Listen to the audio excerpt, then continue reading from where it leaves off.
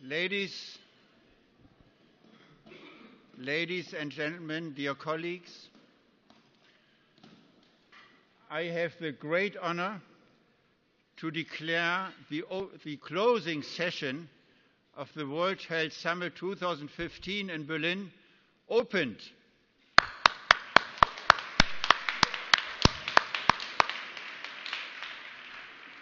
And as you can see, I have learned from TV how Olympic Games are being opened, at least with the introducing words. It's my great honor, together with my co-presidents, Jose Aula from Brazil and Shunichi Fukuhara from Kyoto, to lead you through the session.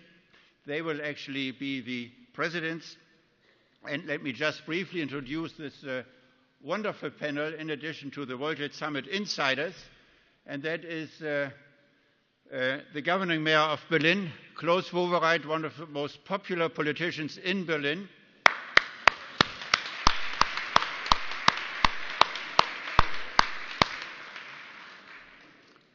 Of course, honorary president of the International Olympic Committee, Dr. Jacques Rogge.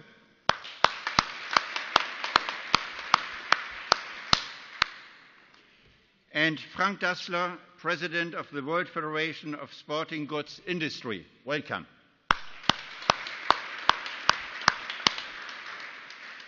Jose, now it's up to you to lead us through this session.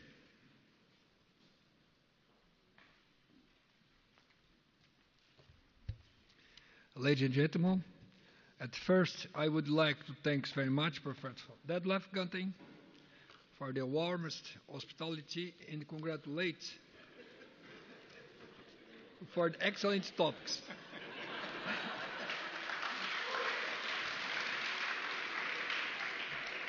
That has been covered in the World Health Summit 2014 in Berlin. In World Health Summit 2000 in Berlin. The AMH Alliance has been moving forward, has become stronger with new members.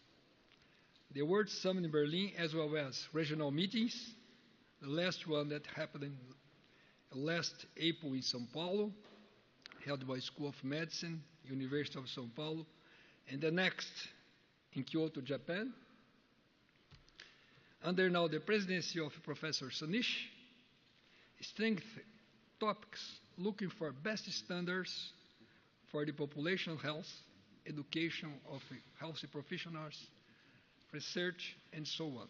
I am proud to be an M8 Alliance member, to participate of this meeting, and finally, thanks all the speakers and the attending participants. Thank you so much, and I wait in you to attend the meeting in Kyoto and next year in Berlin again. Thanks so much.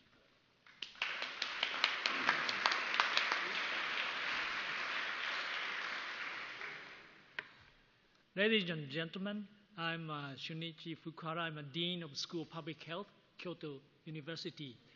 Please block the dates, April 13 and 14, 2015. Also block the month, July 2020, Tokyo Olympic Game by Dr. Roger, IOC. So we wholeheartedly welcome everybody to Kyoto City in beautiful season. Kyoto is 1,300 years old city, and Kyoto, which will be organized by Kyoto University and Fukushima Medical University. Kyoto University has 120 years history and produced 9 Nobel laureates, and we really welcome you. We place the central theme, building resilience as a social responsibility of medical academia, particularly in rapidly aging society. Japan is the fastest. Japan is having the hyper-aged society, the fastest in the world. The secondly, natural hazard to health, such as Fukushima disaster, Ebola, and climate change on health. And finally, we have to discuss how we foster future leaders to resolve those challenges. So, again, please block the date, and we look forward to seeing you in Kyoto. Thank you.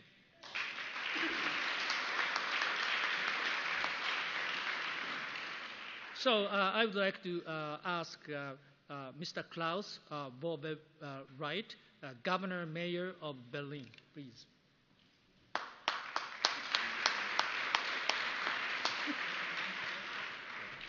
Presidents, Professor Ganten, Dr. Rogge, ladies and gentlemen, on behalf of Berlin, welcome to our city, welcome to the last hour of the World Health Summit, and you had a hard work, but a good perspective for the next year. Germany's capital has become an internationally renowned health care location, and on every level as a dynamic economic sector with excellent research and with outstanding healthcare services. We are delighted about the enormous appeal and the international reputation of our cities enjoys, one proof of which is the fact that this Congress was established in Berlin. I would like to thank everyone involved in that, especially Charité Universitätsmedizin Berlin and the M8 Alliance of Academic Health Centers and Medical Universities. The healthcare industry makes a significant contribution to the capital cities region's economic output. Around 280,000 employees with full social security coverage work in this sector, which includes around 6,000 companies and 132 clinics. And more researchers, scientists, and company representatives from around the world are coming to Berlin to exchange ideas with colleagues and to find out more about this technology location and its capacity and potential. The universities and non-university research institutes in our city are an important source of new businesses. They too have made a decisive contribution to Berlin's transformation into a start-up stronghold. More new businesses are started here than anywhere else in Germany. From our technology parks to the many available industrial spaces, Berlin offers ideal conditions for this growth. We also have a large supply of highly trained workers as well as individual advising and funding programs. Our healthcare sector's excellent position is no accident. What triggered it was the happiest event in our city's recent history. And since Berlin is celebrating the 25th anniversary of the peaceful revolution and the fall of the wall, I would like to point out that this building was the scene of an important turning point 20 years ago, almost to the day. Now the home of the Foreign Office. This is where the Central Committee and Politburo of the GDR's ruling Socialist Unity Party used to convene. On October 18th, 1989, Erich Honecker, who was head of both the government and the party at that time, was overthrown right here in this building. That was a victory for the millions of people in the GDR who were fighting for their freedom back then. When we look back today, we can see that Berlin took advantage of this historic opportunity, especially in the area of healthcare. It was not an easy process, but one that allowed institutions from both parts of the city to participate as self-confident equals. As a healthcare capital, Berlin not only has high-performing companies and excellent research and patient care facilities. All of these also have an impact on the city itself. The issue of prevention in all its facets takes center stage in this regard. That starts as early as daycare and elementary school, How can we raise our children to make healthy choices? One good example from everyday life is school lunches. Everybody thinks that children should be served good, healthy food at school. However, quality has its price.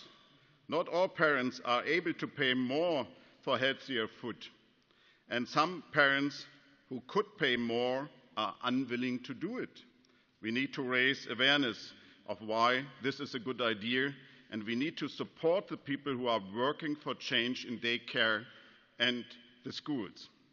Or take demographic change. Here I'm thinking of health-related services that older people can choose in order to increase their quality of life in old age, such as sports, exercise, and a healthy diet. Demographic change also requires humane medical care for older people who need nursing care. These challenges show that health is an issue that touches on every aspect of our society. At the heart of this issue is the quality of life and health in a metropolis. How can we motivate people to pursue a healthy lifestyle? How can we ensure that exercise, sports, and a healthy diet are accessible to all segments of the population? What can the health sector, care sector, working closely with civil society stakeholders, achieve in this regard? Berlin is exploring new paths all aimed at drawing more attraction to health care and prevention. The Berlin Health Week is taking place for the second year in a row. We chose the date so that the World Health Summit would be able to participate in the Health Week today with an open day for the public, and I would like to thank the organizers for that. During the Berlin Health Week, companies, service providers, and newcomers are given an ideal platform for presenting themselves as part of this future-oriented location for the life sciences and for establishing networks. And above all, we want to get the people of Berlin interested in healthcare issues. Workshops and presentations will tell them about many different kinds of prevention-related activities. For instance, school children can be trained as heart helpers and learn what to do if someone has a heart attack. One key issue with regard to prevention and a healthy lifestyle is sports and exercise in every day. More and more Berliners are leaving their cars at home and riding their bicycles to work. This is a development that should be supported and encouraged with forward-looking, responsible policy making. Consider running, which is Berlin's favorite sport. Our highlight is, of course, the Berlin Marathon, which fascinates people all over the city and attracts a lot of volunteer helpers. But when it comes to sports at school, a lot of parents give more priority to traditional academic subjects. Here too we need to raise awareness. Sports are not only about having fun, they are also important for self-determined, healthy life and social cohesion. And we know what an impact world-class sports have on amateur sports. That is one reason why Berlin is interested in hosting the Summer Olympics. Not only do we want to show that Berlin is an open, hospitable city, we also believe that the Olympic Games will inspire the entire city and give Berliners the push they need to get active themselves. In other words, we see sports as a basic element of a city that is a health care capital in every sense. The 6th World Health Summit is coming to an end today. I hope you enjoyed thought-provoking encounters and discussions here and that you felt at home in Berlin. I would like to wish our visitors a good trip home, and I hope that you will be back in Berlin next year for the 7th World Health Summit, and it is possible to come earlier to see something more from this wonderful city of Berlin. Welcome again and have a good time. Thank you very much.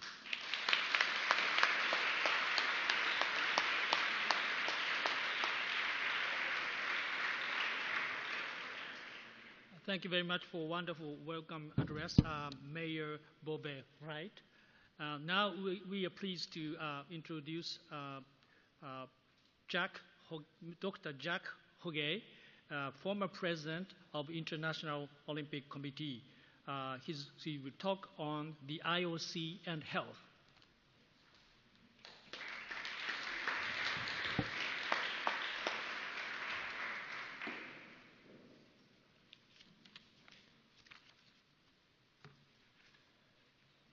Mr. Mayor, Mr. President, ladies and gentlemen, I am very pleased and honored to address such a prestigious conference and share with you the vision of the International Olympic Committee on sport and health.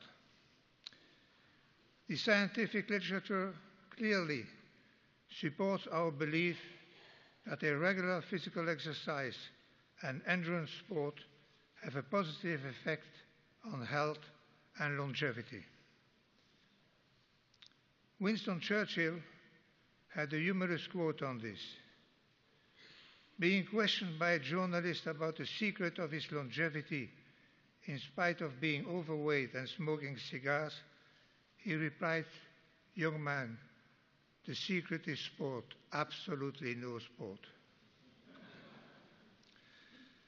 But if longevity matters, life quality does too.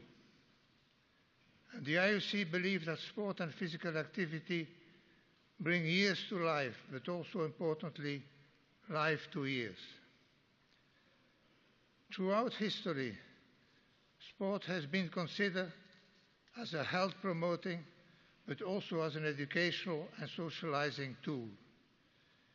The ancient Greeks applied it at the gymnasium and the ancient games.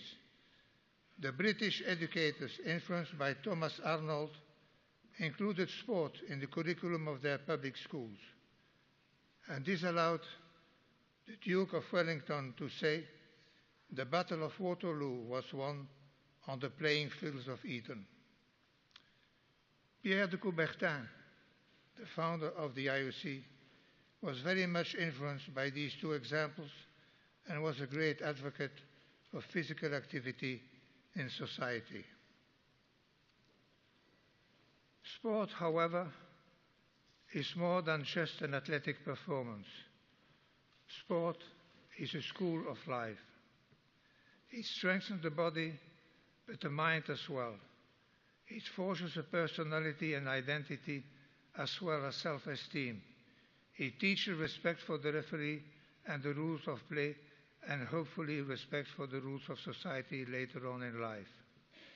It teaches respect for oneself and respect for the fellow competitor, and there is no better proof than the Olympic Village, where more than 10,000 athletes live in peace and friendship, irrespective of their ethnic origin, their gender, culture, religion, or language.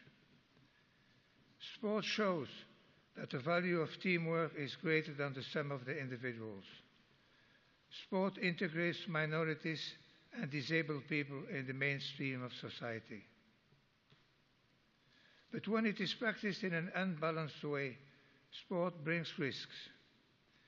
There is the danger of doping, injuries, and overload, both on training and on competition. And the International Olympic Committee has been a pioneer in the fight against doping by establishing its first medical commission in 1967. And there was a second milestone in the creation of the World Anti-Doping Agency in 1999 in a unique partnership between sports bodies and public authorities. And doping touches more than elite athletes. Doping touches the whole youth, because we have evidence of abuse of anabolic steroids and recreational drugs such as ecstasy that are dangerous for the health. We should not be naive. Doping will never disappear, but we are making a great progress, and it is far more difficult to get doped today than it used to be 10 years ago. We have doubled the in and out of competition testing. We have augmented the sensitivity of the doping tests. We are freezing the samples for 10 years in case a new development in science would occur. And we have adopted the longitudinal blood and steroid screening for evidence of doping.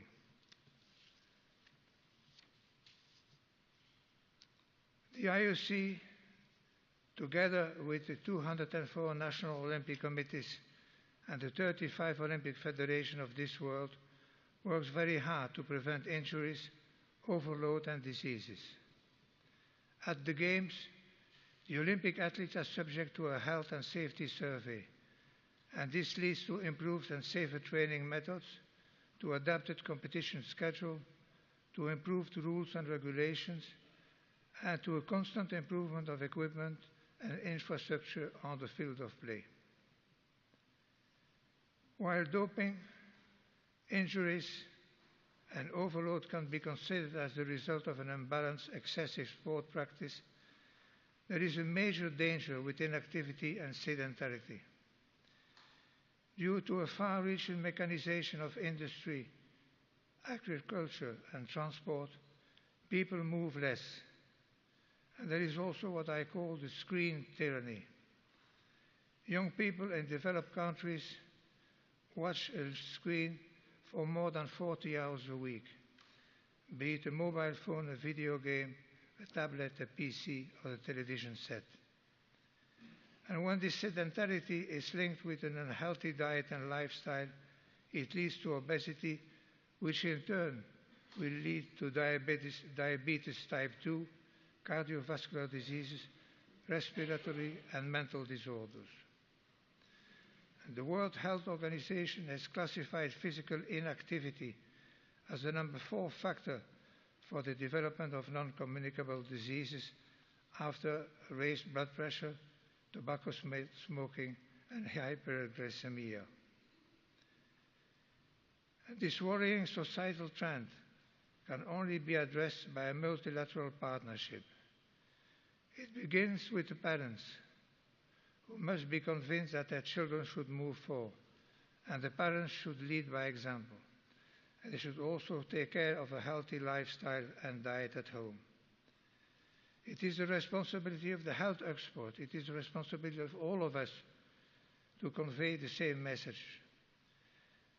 The school system must make sure that there is enough physical activity and sport in the curriculum, and they must provide a healthy diet for the children eating there. The sports clubs have to adapt to this new trend, and they have, in a way, to reinvent themselves, because sport clubs had a monopoly in physical activity and sport, and this has changed today. A lot of recreation activities have come by, and also there is a competition with the health clubs. The public authorities must take care of infrastructure and sport for all, and the corporate world has its responsibility too. The protection of the athlete's health and encouraging people across the globe to lead an active and healthy lifestyles are key priorities of the Olympic movement. As physical inactivity remains an important threat to the general health of societies across the globe, the IOC has moved beyond primarily handling anti-doping activities in the world of sport to taking an active role in advocacy and promotion of health through sports participation. The International Olympic Committee also works closely with a number of United Nations agencies, including the World Health Organization, with whom a memorandum of understanding was signed in 2010. Our shared mission is to encourage healthy lifestyle and grassroots sports activities worldwide, and thus reduce the risk of non-communicable diseases such as obesity. It is a matter of public health, and ladies and gentlemen, it is a matter of the IOC's social responsibility. I thank you.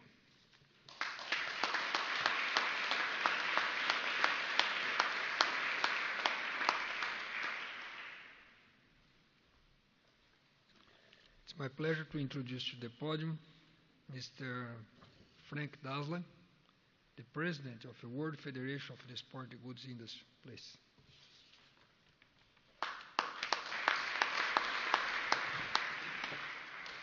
President, Sir Reading Mayor, it's an honor to be here. Actually, this is the last day of a quite stressful trip I made all through Europe in my quality as President of the World Federation of Sporting Goods Industry, but also General Counsel of Adidas Group.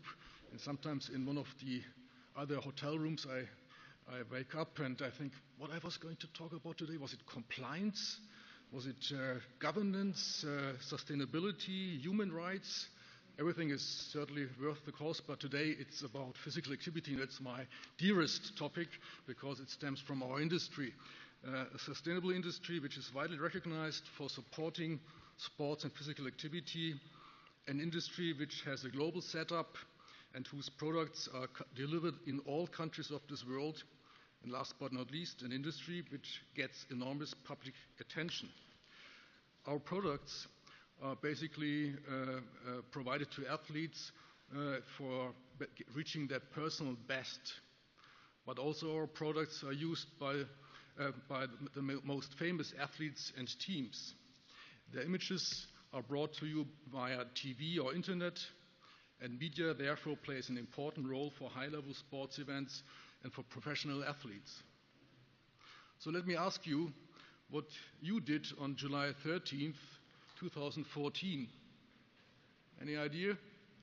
Well, chances are good that you were one of the supposed 900 million viewers of the final of the FIFA World Cup in Brazil.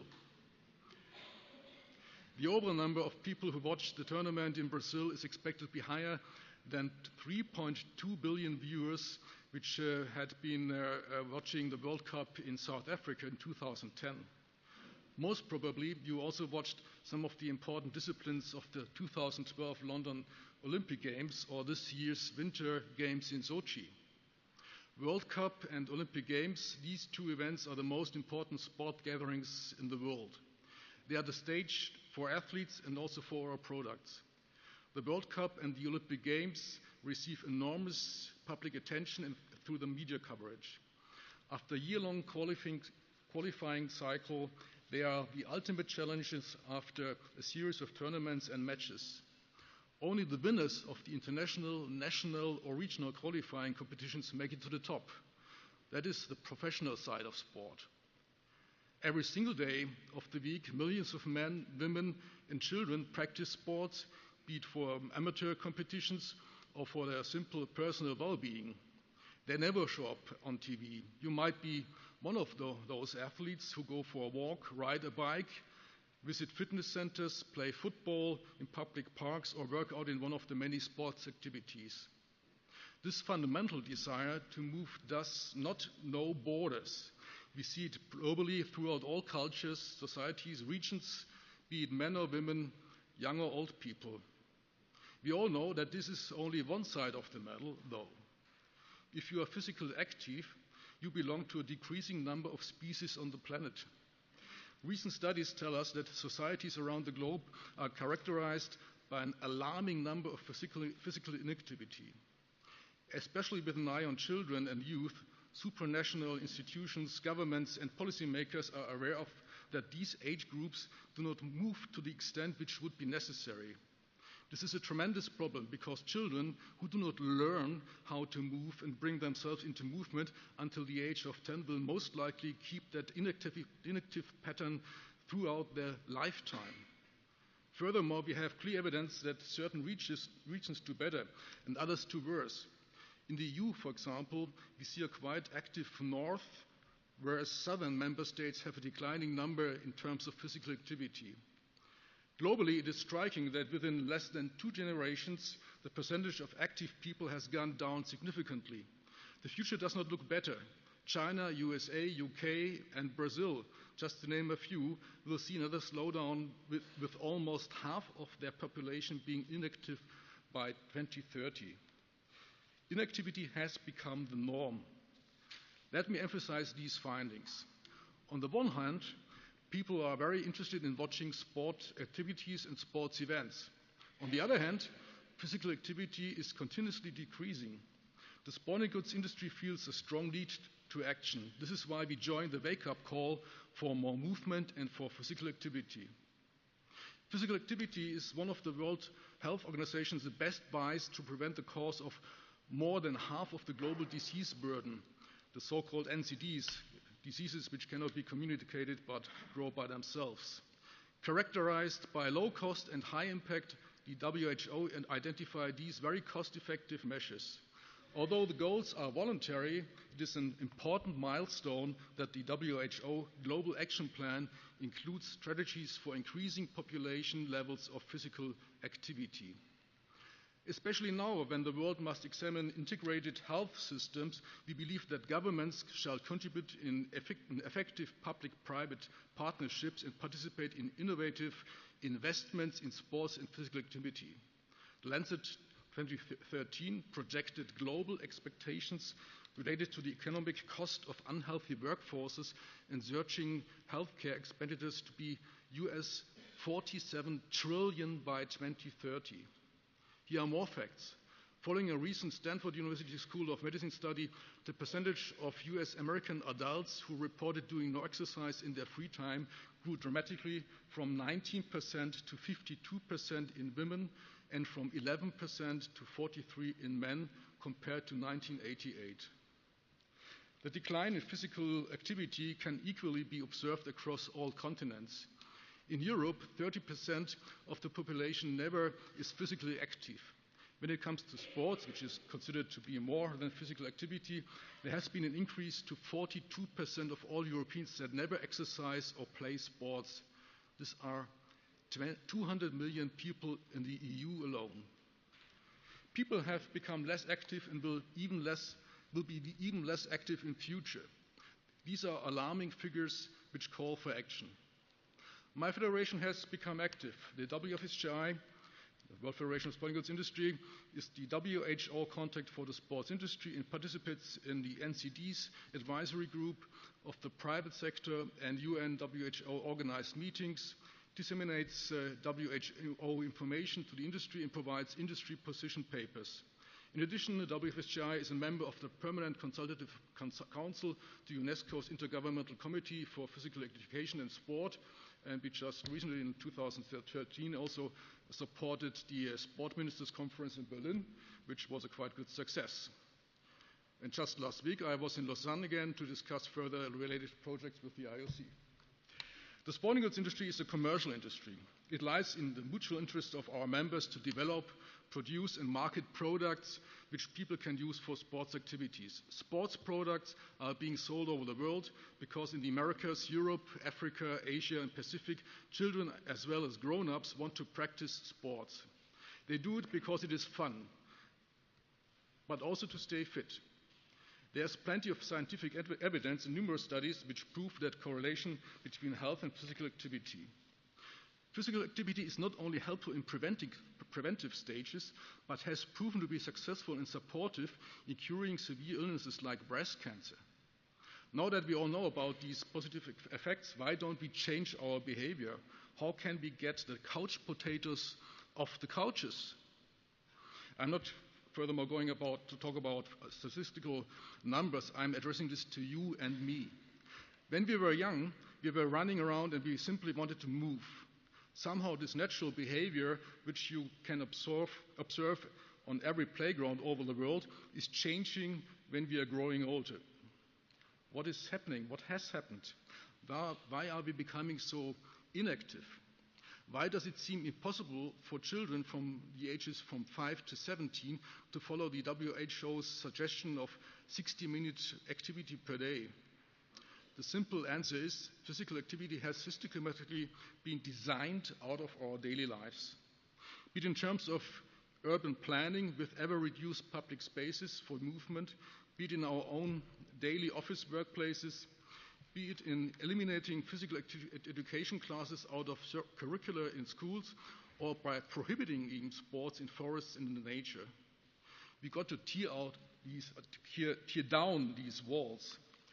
There are many reasons, but sometimes it seems to me as if we take it as a given that sports are interesting and cool to watch on TV, but personal activities are banned out of our lives. You might argue, quite naturally, that we as an industry raise our voice simply because we see a risk of losing business. To a certain point, this is a valid argument, because if at some time in the future no one would practice sports, the raison d'etre for our industry would no longer exist. And yes, if you could bring more people into physical activity and consequently into sports, they would buy more football shoes, balls, and/or equipment. However, there is more to this. The WHI has the vision of a global healthy society in which people can be physically active and/or do sport without barriers or constraints. The role in the promotion of physical activity is constituted in our bylaws for many years. It is to foster and encourage the participation of citizens of all countries in healthy sporting activities.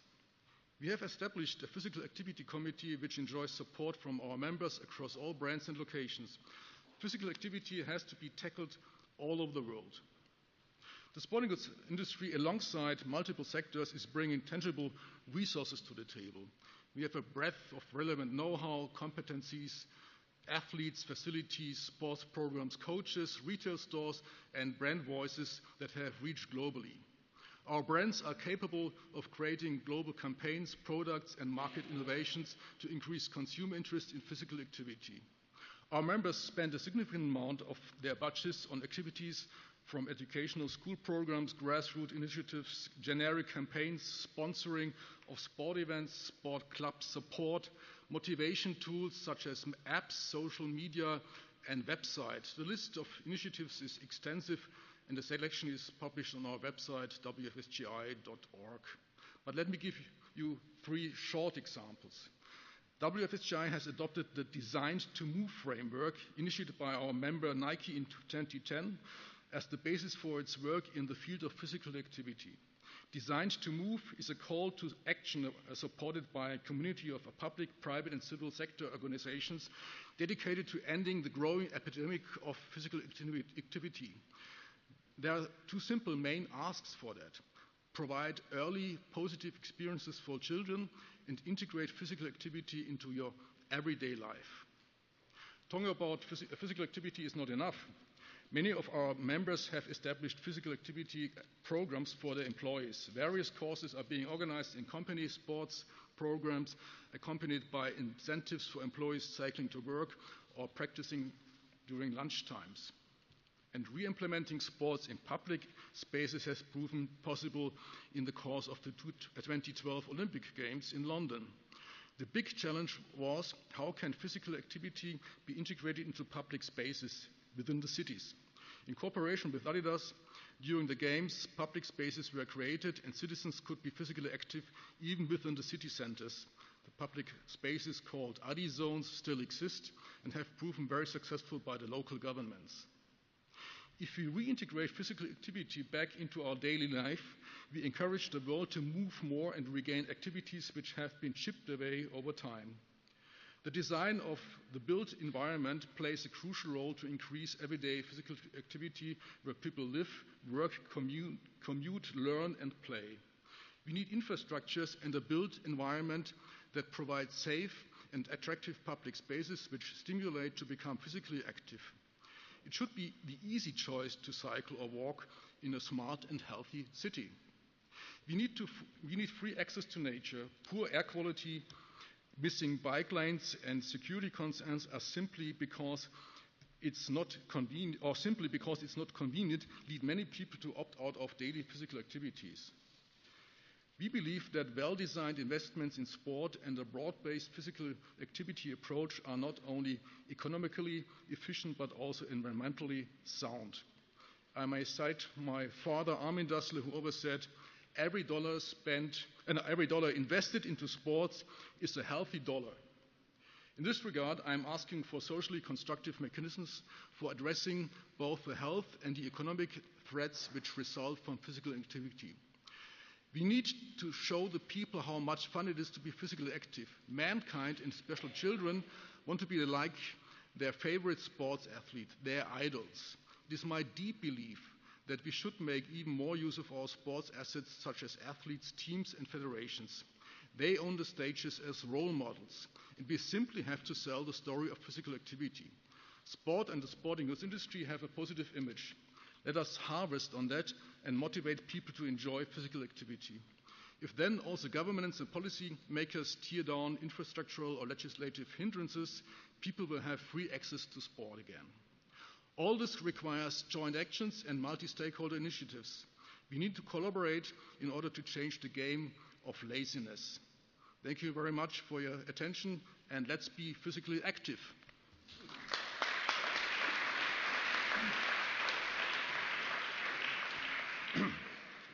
Thank you very much, Mr. Dassler.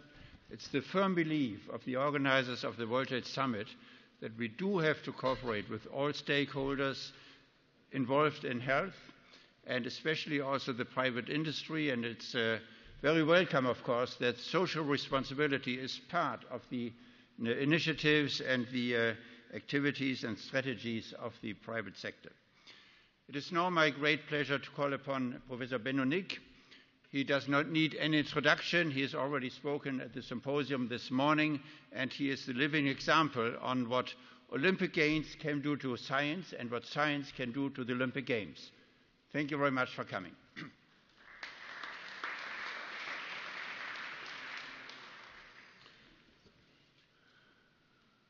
I have been asked to talk a little bit about the Calgary Winter Olympics and specifically the effects that they had on sport activities and sport sciences.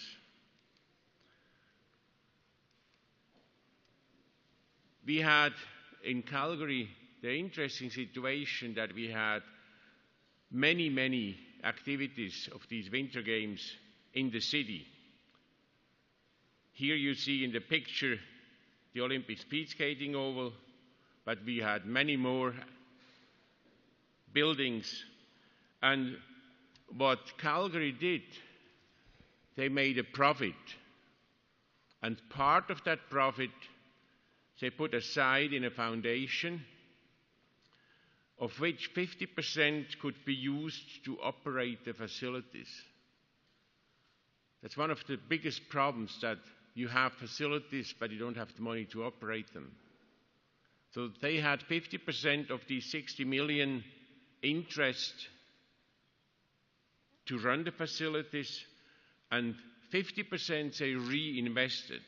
So currently the amount is more than 300 million. And that can be used for structural things. Here the Olympic speed skating oval. It is used for training top athletes, but it's also used for the general population. And it's very cheap to use it. What about sports sciences? Prince Alexander Demerode, who was the first chair of the IOC Medical Commission, he decided that he wants to do research projects during the 1988 Winter Olympics. Research projects to help the athlete and especially to protect the athlete. We did, for instance, projects in ski jumping, and these projects over the year led to the change in rules that ski jumping has. Ski jumping had the problem that jumpers got lighter and lighter, got anorexic, because the lighter you are, the farther you fly. So based on the research that has been done, the rules could be changed, and now a jumper, if he or she is too light, is penalized more than the gain is, which means the problem has been solved.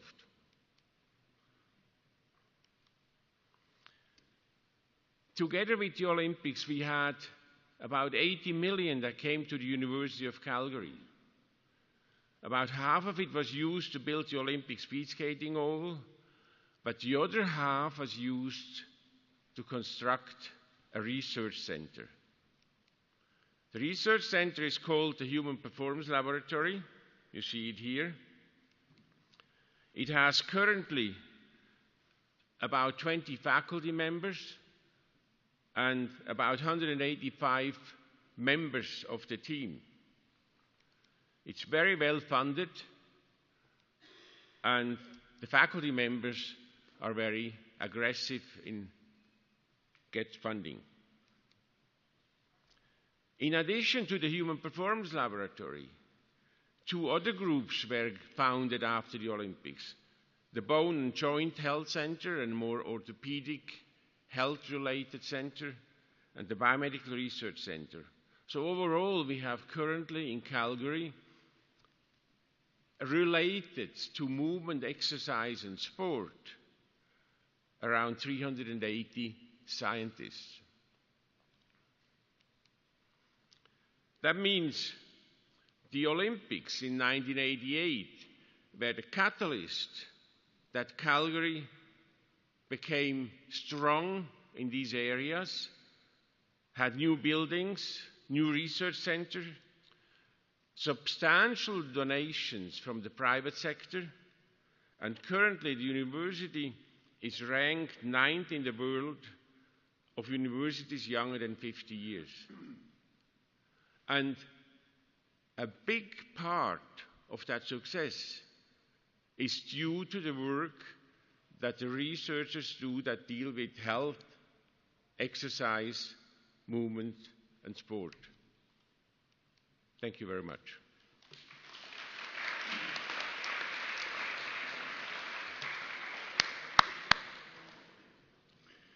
Thank you, Benno. This is something frequently neglected when you talk about how popular Olympic Games are, and I think that was an important statement. Ladies and gentlemen, we are coming to a close of a almost 6 days World Health Summit.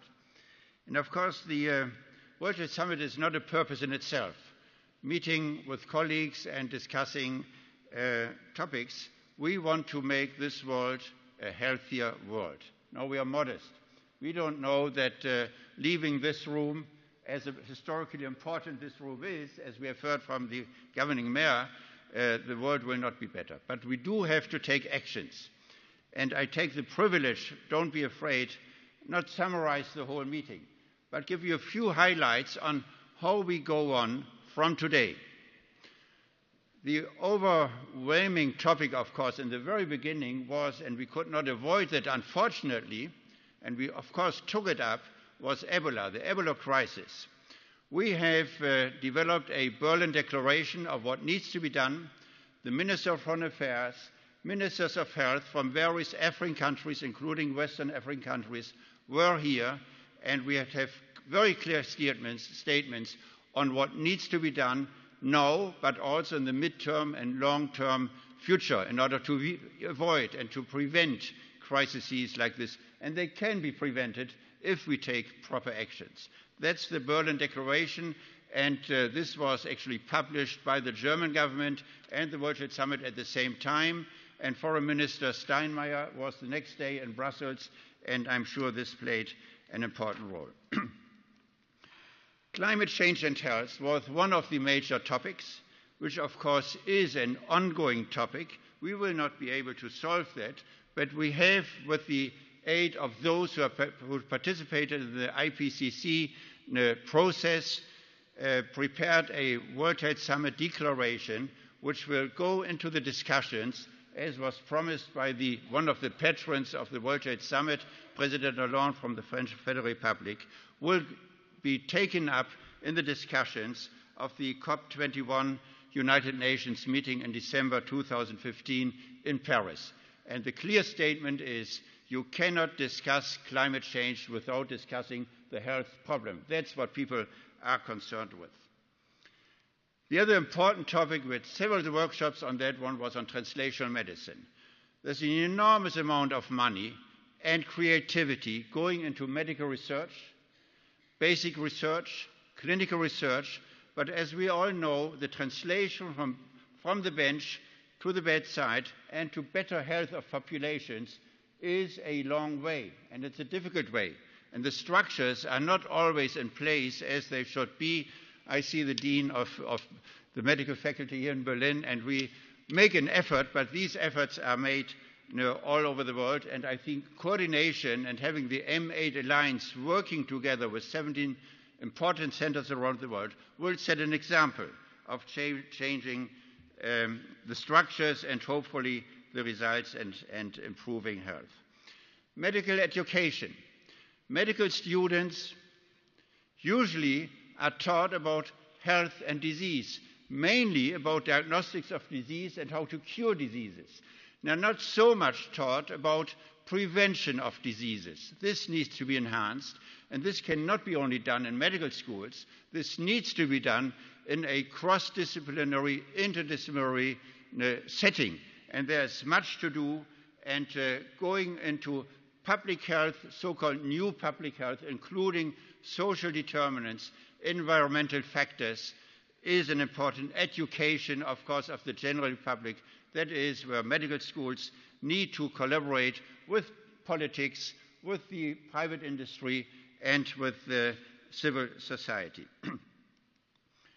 Healthy cities and demographic change, of course, is not a new topic, but it's an urgent, I would say, an emerging problem. Many cities and many hotels, if you go into your hotel room on the 4th floor, the only way to go there is by elevator. There are no stairs. You won't find them. And this is just an example. Mayor Wowereit mentioned the fact that bicycles, I'm always coming by bicycle, but it's dangerous to ride a bicycle in some of the cities, not in Berlin. Amsterdam and Ghent are much better. So much can be done in the cities, and 50% of the population, world population, is living in cities. 100 years it was 5%. In 2030 it will be 75%. And these are not villages like Berlin. These are major cities. I don't want to... Berlin is a wonderful city, of course, but it's green and there is water around. If you go to the real major cities with 20, 30, 40,000 of people sticking together, these are major cities. That's the development, and we have to Sao Paulo. I see our Brazilian friends. We have to do more than we can, and this is only been done by collaboration with architects, with sociologists, with politicians, and, of course, the medical profession. Let me take one, what you may consider a small example, but giving you an example of what we are taking up. Hearing loss. If you're getting old, you get your glasses and you get some hearing devices and you live well together. Many, many babies are born with impaired hearing and their brain does not develop. Actually, old people who don't do anything for their hearing may get Alzheimer earlier. And this is a topic completely neglected among populations, largely neglected in the medical profession. A lot can be done. Actually, prevention is possible. And this is an example of a so-called small area, not like climate change and health, but large populations, millions of people are affected. It is an example of what we can do. One is, of course, the so-called M8 statement is giving to opinion leaders around the world and hopefully influences all stakeholders involved. There's one mechanism which we have developed in a unique way, and that is the M8 Alliance has joined all national academies around the world, 130 national academies in an inter-academy partnership. These academies take up topics like this one, topics like climate change and health, and the raison d'etre of the international academies is to inform their governments, and the governments will listen to what the academies convey as a message to the governments. Hopefully it's being translated into politics. So this is an enormously effective way of getting science across into political decision-making, including the G8 and the G20 process, which always listens to a G8, G20 group of the academies when they make up their program. So finally, it's clear health is a complex matter. It's much more than medicine. We do have to work together. Academia, of course, we have to take responsibility, but then politics, private sector, civil society have to work together to make this world healthier. Thank you very much. And as has already been mentioned, Shunichi, why don't you come in front, and Jose? We have been very happy to organize together the World Health. These M8 Alliance recommendation statement are available on the website. There are copies available when you leave the room, and we hope that we all contribute to making this world a better world. And especially, I of course want to thank the prominent final panel of this concluding session of the World Trade Summit to contribute their important views. You are the opinion leaders, you are the decision makers in important areas of our society. Thank you for participating, and Shunichi. See you next April.